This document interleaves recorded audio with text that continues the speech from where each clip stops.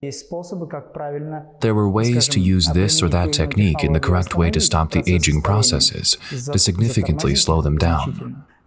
A person who fulfills his life's tasks is practically never ill. Science without spirituality is a very big problem.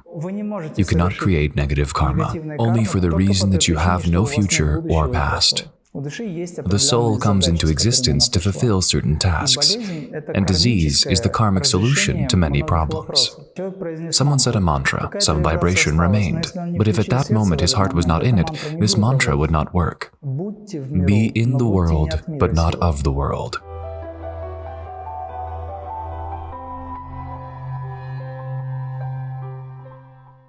Why do we get sick? Illness is sin, if we look at it from the spiritual point of view. We get sick because of non-acceptance. We get sick because we do not carry out the will from above. The soul comes into existence to fulfill certain tasks, and disease is the karmic solution to many problems. If someone falls ill, it means that they did not resolve some karmic aspect of their life, and now they are working it off through this disease. A person who fulfills his life's tasks is practically never ill. Disease is an energy imbalance. It is either a lack or an excess of energy. There are two main energies. We may look at them as yin and yang. This is not really a traditional Chinese concept. This goes back to the ancient traditions of the Aryans, but let's say it's Chinese. It doesn't really matter now. They represent the positive and negative poles. Their interactions give rise to many other changes. One change gives rise to two others, two give rise to three, and three give rise to tens of thousands. This is a Taoist maxim. So assuming that there is this interaction, if it is not harmonious, not balanced, then changes in the body may occur. These changes are associated with the fact that we do not follow our fate. We do not move in sync with the rhythms of the universe. When the energies are not balanced, it causes various conditions in the body. However, I want to make the point that according to the yoga of the high path, there are no diseases. They are an illusion. There are changes in the body, which people call diseases: fever, discomfort, body aches. People call it illness. Diseases, they call it the flu. But what is high fever in reality? It is prana, the life force, working to achieve its goals.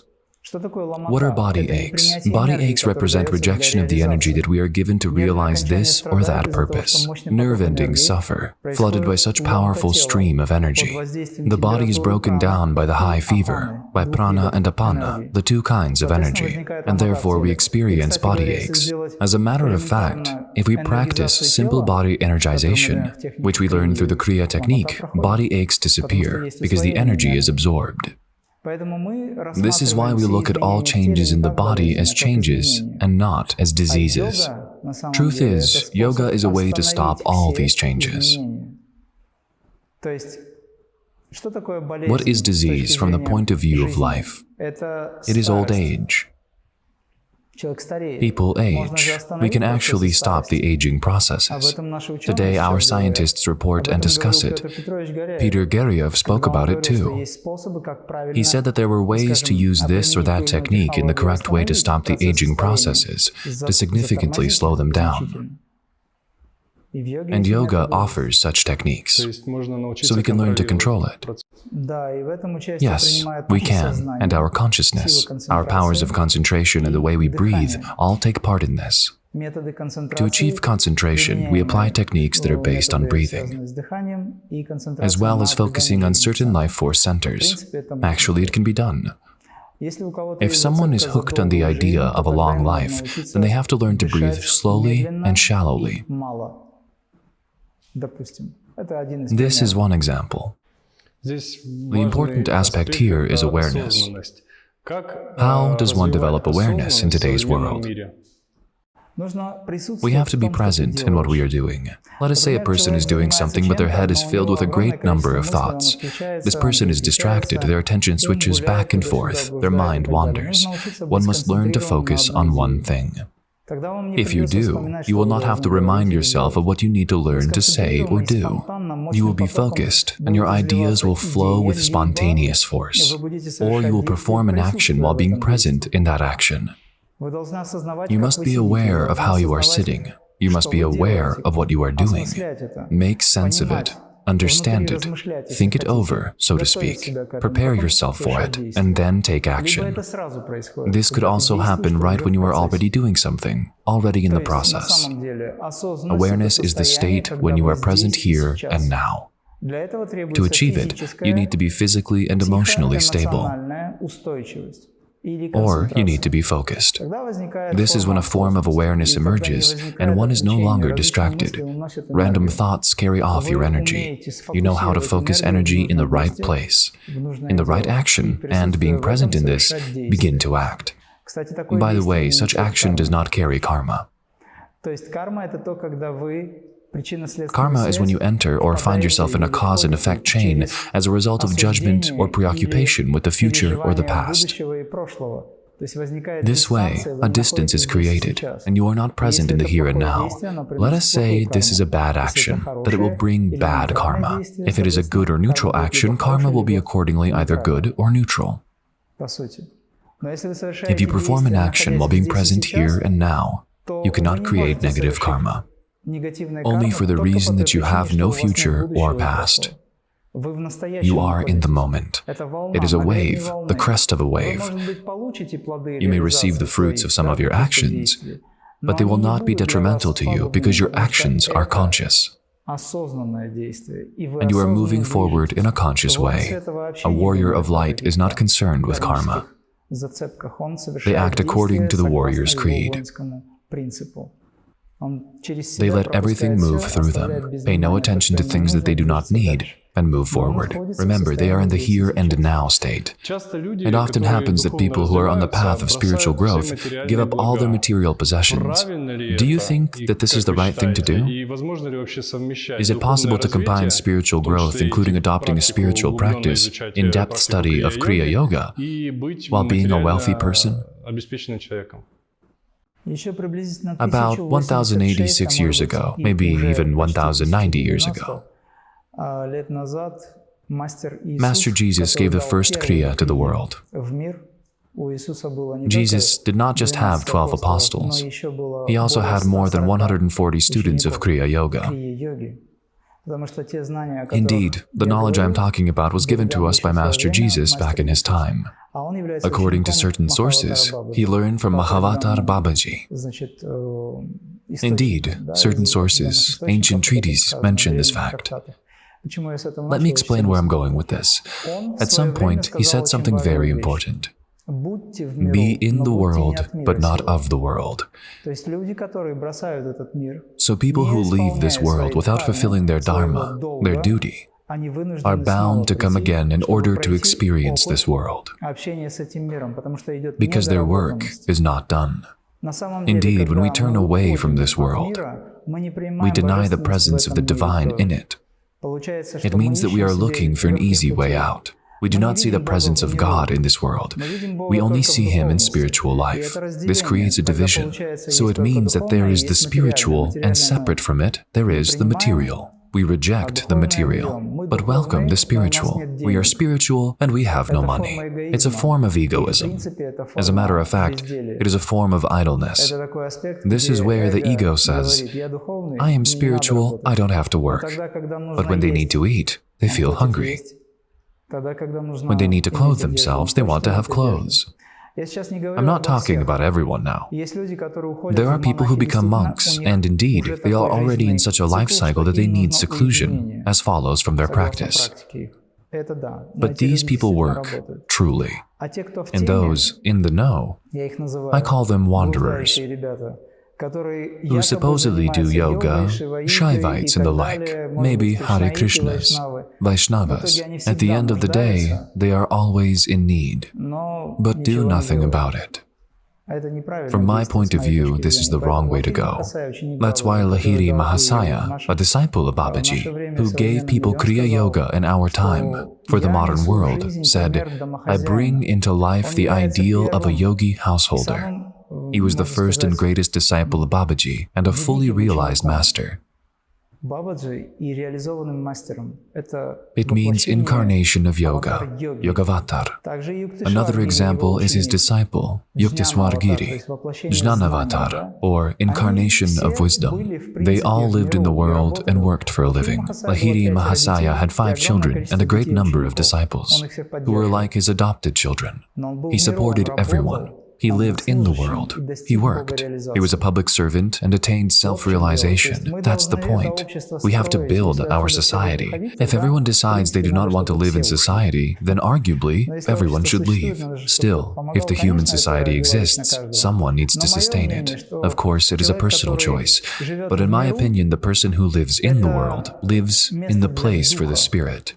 And the person who lives alone in the mountains is in the place for the body.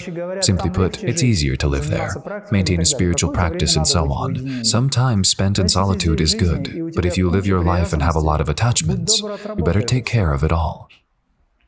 There are masters who no longer have any attachments, but they continue to live in this world in order to help everyone else liberate themselves from their attachments. They stay here out of compassion, even though they could have left a while ago. There are not many of them, as a matter of fact, but they exist. You know what I think true monasticism is? It is to be in the world, but not of the world. That is, you wear clothes, you eat food, but you are not attached to either clothes or food. You eat exactly as much as you need to maintain your body. You wear the clothes that the norms of your society require. Still, you are different from everyone else. You are there, but you are free from everything. If you do not have anything to eat, you are still at peace. If you do not have a car, you are at peace. And you are at peace with yourself. Of course, yes, because everything is a manifestation of God. Why do we believe that food isn't God? Where does it come from then? Is money not from God? Then how does energy exchange take place in modern society? Money is a manifestation of God. It is His energy. But if you have the wrong attitude to money, many people say that they despise money. Well, because they don't have it. They live their lives in need of it. Money is energy. Knowledge, money, and opportunities won't materialize if a person lacks energy. When a person has got great energy, in the spiritual sense of the word, that is, they do not boast of it, they simply carry this power within them, then they have a magnetic personality and draw everything towards them like a magnet. What for? Because the universe trusts them and allocates all this through them. Let us look at bankers as an example. They had good karma in their past lives, but in this one they have completely damaged it by holding on to this energy. Instead of properly distributing it in society, they hold on to it, and at the end of the day will bear full responsibility for this. It is already something happening for them. Money is energy. We may also say that it is water. At some level, that is not even the point. One day money will disappear too. There will be a different way. In the past, there was a different way when people used barter. There is such a concept. You need potatoes? Here you go. You need a hat? There it is. Or something else. This is also a way of exchanging goods. True monasticism, or existing in the world, while remaining free of it, means that you live in the world, but you are not of the world. This means that you remember your nature. You know who you are. You are in harmony with yourself, as you said. I agree. Thank you. That is extremely important knowledge, especially for those who are just beginning their journey of spiritual growth. Most people face this question and begin to limit themselves in all sorts of ways. As we talked at the very beginning of this interview,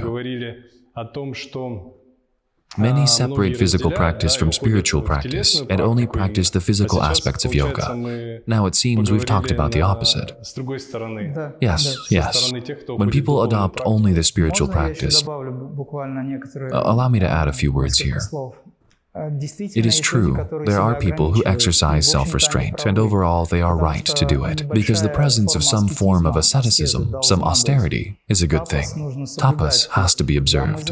While we practiced and studied our techniques, we exercised self-restraint in many respects, in order to learn to stay above some things. But this does not mean that we should not accept everything else.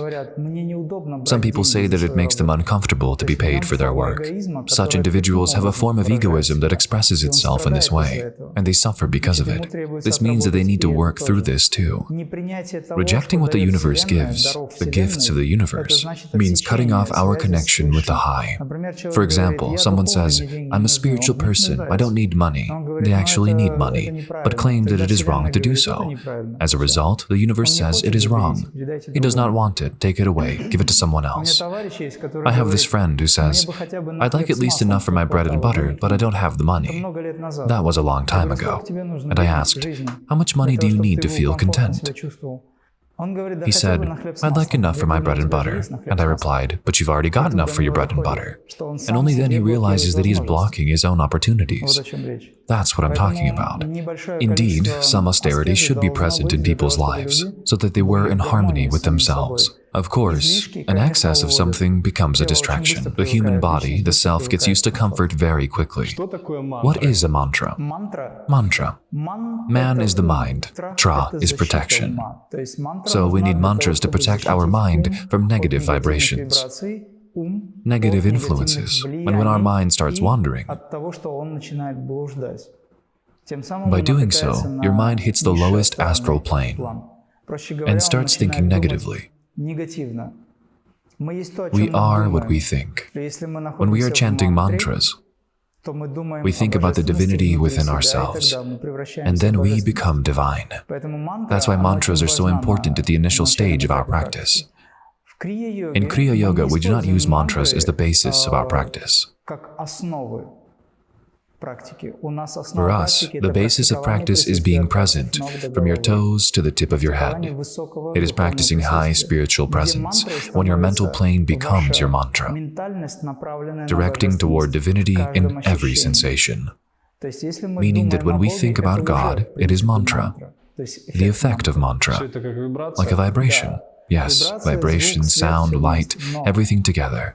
But the holy name, which is the basis of any mantra, is very important. That's why I encourage everyone to choose the name for their creator that feels right to them. Maybe it's Shiva, maybe it's Vishnu, maybe it's another.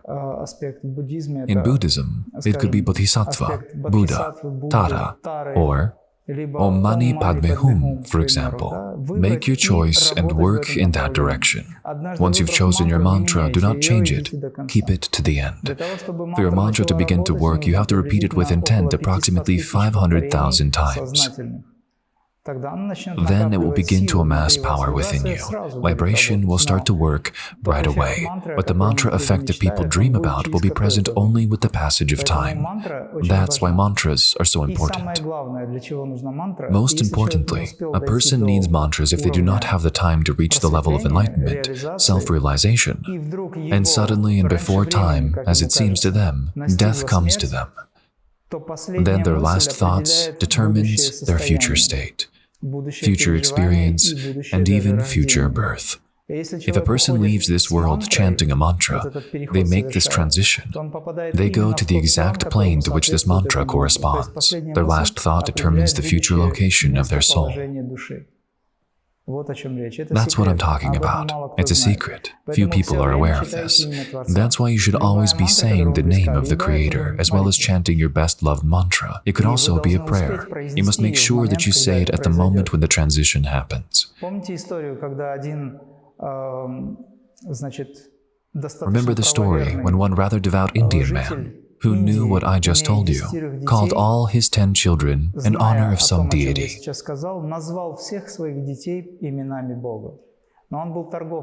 He was a merchant and worked in a store. And when it was time to die, and he was already on his deathbed, he kept calling, "Shiva, my son, are you here?" "Yes, father, I'm here." "Parvati, my daughter, are you here?" And so on. He gathered all the children around him, calling them by the names of God. They said, "Yes, father, we are all here." And this is when he opened his eyes and said, "And who is minding the store?" And he died. That is, his last thought was about the store. Attachment. That's why mantras help liberate us, at the very least our minds, from our attachments. Be careful with this. We often have a chance to listen to mantras. I often hear them on Yandex Music and chant them too, different performances. I've realized there are two opinions here. Some say that the original nature of mantras is such that we need to chant them the way that they were created, meaning that it is wrong to sing our own interpretations of them. Others believe that it is perfectly fine to do it. It is important to chant. It makes no difference what interpretation to choose, as long as you do it. The thing is, it is the sincerity of the person's heart that determines everything. There are people who cannot carry a tune, cannot even say the words of the mantras properly. Let us say someone stutters. They really want to chant mantras, but they cannot do it. Do you really think that God will not welcome their sincerity? The wordless appeal that comes from the heart is much more important than saying the words of the mantra, because God knows in advance. The Creator knows in advance what a person wants. More than that, it is He who speaks through us. The speech center in our brain that we are allowed to use, it is He who uses it. That's what I'm talking about. However, it is clear that to understand mantras correctly as well as show respectful and proper attitude, we must chant them correctly. For that reason, pronunciation has to be correct. Then Sanskrit will perform its role. Sometimes I watch Western performers chant mantras. On the whole, everything seems right, but they make mistakes in pronunciation due to what their organs of speech are used to.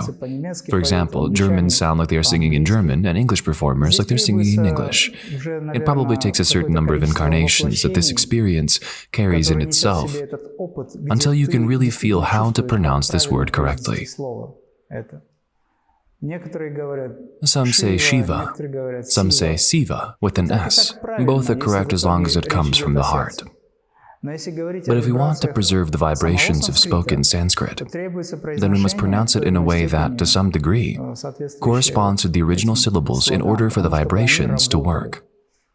Naturally, this requires a serious approach. There are entire institutions that are dedicated to teaching people how to correctly pronounce Sanskrit slokas and Sanskrit sutras. In this respect, Russian-speaking people, Russian native speakers, have an easier time doing this.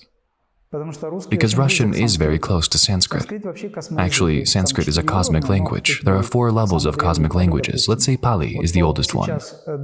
Devanagari, which is widely spoken today, by Brahmins and Pujari when they teach.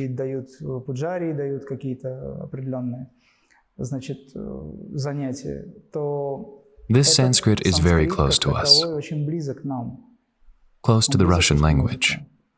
If we consider languages on a scale, then Sanskrit is at the base, the cosmic language. Let's compare it to Mendeleev's periodic table of elements, with hydrogen as the first element now. Hydrogen corresponds to the Russian language, while Arabic corresponds to helium, the 4th element in the table. Yet, Arabic is also close to Russian, oddly enough. But of course, to Sanskrit as well. For example, the word light in Sanskrit is ur, and in Arabic, it is nur, as an example. There are many examples like that.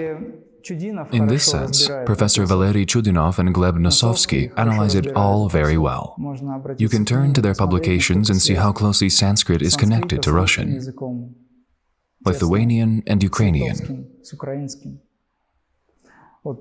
So it is clear that in order for mantras to work, for bija mantras to work, we have to pronounce them correctly. This does not mean that people should not be allowed to chant mantras. It's not something...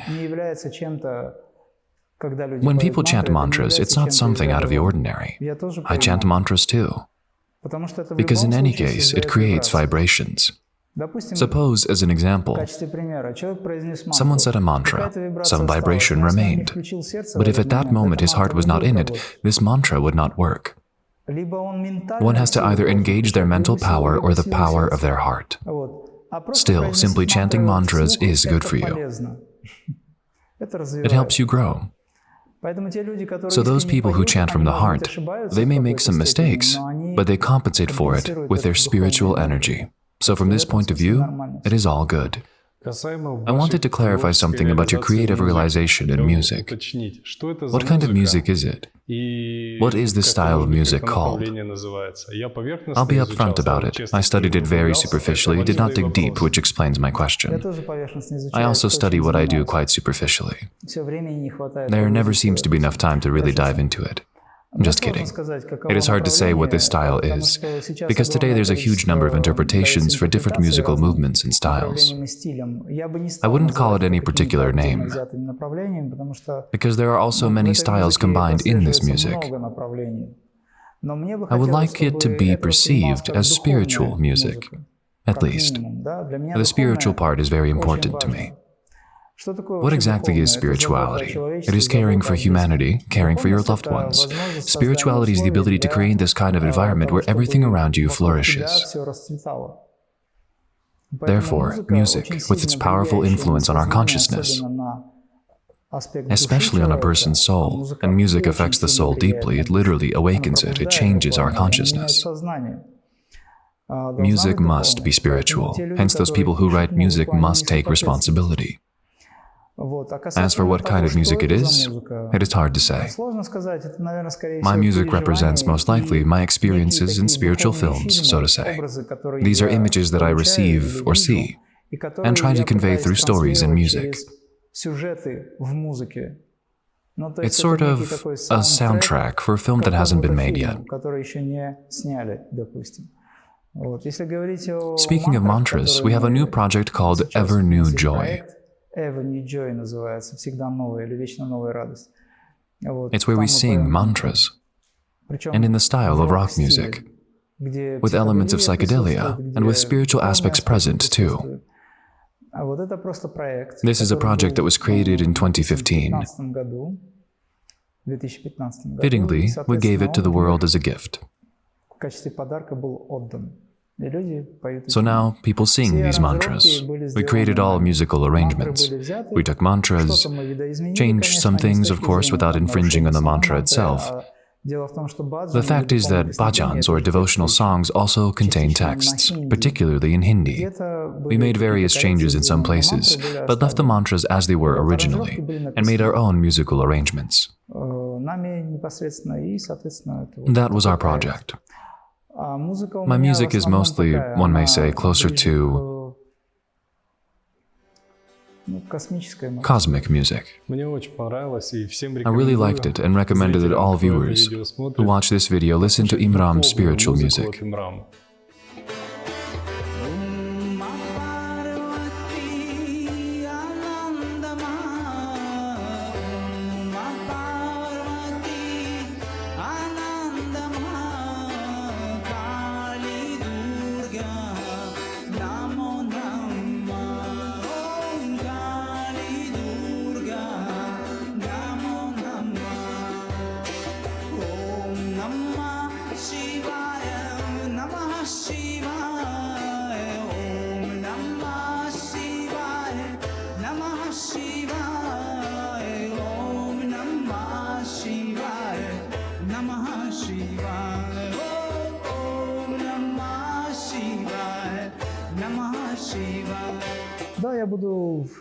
Yes, I will be happy if people benefit from it. Basically, I simply express what I feel, my meditative states in this context. For me, as I've said before, meditation is the absence of any images, absence of thoughts. But if we try to ground it somewhat, bring it closer to people, disconnect it from the infinite, then naturally it is revealed through sound and its forms. I see sounds as colors and shapes. So if I'm watching a film, let us say I'm meditating, there is an idea, and I transform this idea into a thought form. This thought form becomes sensations and emotional experiences, which turn into sound and color. So this music is, first and foremost, these images that become sound.